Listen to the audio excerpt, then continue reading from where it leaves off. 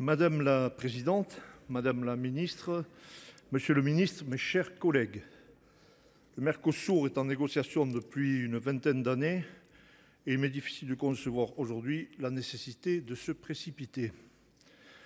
Entre le mandat donné à l'Union européenne par les États membres aujourd'hui, le cadre a beaucoup changé. L'inflation normative a multiplié les exigences demandées à nos agriculteurs en Europe et particulièrement en France.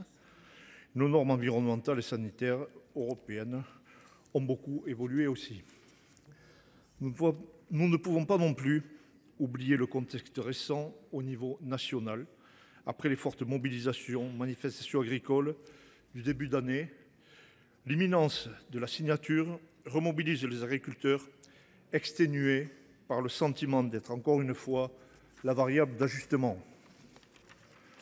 Le volet agricole inquiète particulièrement en France, car la ferme France n'est plus aussi compétitive. Deuxième exportateur mondial de produits agricoles au début des années 2000, la France a désormais dégringolé au 6e rang, avec une balance commerciale qui se dégrade fortement depuis. Ce débat sur le Mercosur nous invite inévitablement à nous questionner, entre autres, sur les conséquences de surtransposition européenne en France. Nous avons voulu aller vite, très vite, trop vite pour l'environnement et la santé. Toutefois, dans un marché commun, cela revient à se tirer une balle dans le pied si les autres ne nous suivent pas. Notre faible compétitivité est déjà visible au niveau européen. Nos contraintes sont plus lourdes que celles de nos voisins. Il est urgent d'aligner les normes françaises sur les normes européennes afin d'éviter toute distorsion de concurrence interne à l'UE et de pouvoir enfin discuter de ce traité commercial de façon cohérente avec nos alliés européens. Jusqu'alors fierté nationale, notre agriculture semble aujourd'hui déconsidérée. Le Mercosur n'en est pas la cause, mais il pourrait briser un peu plus encore la compétitivité de notre agriculture française. S'il est signé, cet accord deviendra le plus important accord de libre-échange conclu par l'UE avec l'ouverture d'un marché de 780 millions d'habitants. Or, nos normes sanitaires, environnementales sont aux antipodes. Les antibiotiques, l'agriculture intensive, faible traçabilité, déforestation, pesticides interdits. Nous ne pouvons pas enclencher une telle marche arrière. La suppression de la majorité des droits de douane fait dès lors craindre une déstabilisation de certaines de nos filières agricoles européennes face à cette concurrence déloyale, car de fait, nous ne jouons pas avec les mêmes règles. La signature de cet accord en l'état aura des conséquences sur nos filières de viande bovine, de sucre ou encore de volaille, et fragilisera nos exploitations, qui n'ont vraiment pas besoin de cela en ce moment. Alors, nous entendons que certains aspects de cet accord pourraient constituer une opportunité, y compris pour certaines filières agricoles. Le vin, les spiritueux, le fromage pourraient en tirer profit. C'est également le cas pour d'autres secteurs et services à forte valeur ajoutée, comme la chimie, les produits pharmaceutiques ou encore l'automobile. Un accord de libre-échange facilitera l'import de métaux rares, indispensables aussi à nos économies pour l'électronique, le numérique et même les voitures électriques. Les crises de ces dernières années, climatiques, sanitaires ou liées à la guerre d'agression russe contre l'Ukraine, de même que les tensions géopolitiques actuelles et la menace d'une nouvelle guerre commerciale avec la Chine et les États-Unis, nous incitent à diversifier nos partenariats.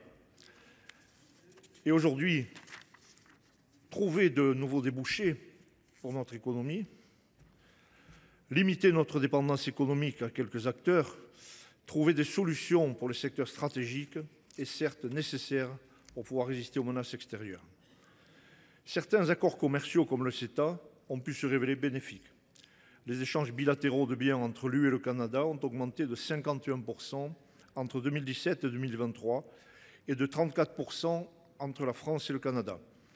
Par l'activation d'une clause de sauvegarde réellement garantie, nos exigences sanitaires ont pu être respectées, comme on l'a vu avec le secteur bovin. Mais le Mercosur n'est pas le CETA. Et nous ne voulons ni sacrifier notre agriculture et nos agriculteurs, qui sont un des joyaux de notre pays, ni transiger sur nos ambitions environnementales. Le commerce international peut se révéler être une opportunité pour peu que les règles du jeu soient équitables. Aujourd'hui, nous entendons l'inquiétude de nos agriculteurs. Nous ne sommes pas favorables à ce jour à un accord avec les pays du Mercosur, pas en l'état. Nous avons besoin de réassurances sur différents aspects, se donner les moyens de réaliser de manière régulière les contrôles sanitaires existants et renforcer la traçabilité. Avoir réellement la possibilité d'activer la clause de sauvegarde en cas de besoin. Avoir des clauses miroirs indispensables. Respecter les droits fondamentaux du travail. Mettre véritablement en œuvre l'accord de Paris sur le climat. Ces points sont déterminants. Nous comptons sur la France et ses partenaires européens pour lever nos inquiétudes et trouver une solution équilibrée sans nous diviser.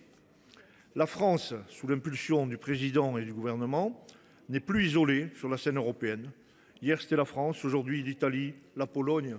Qui demain?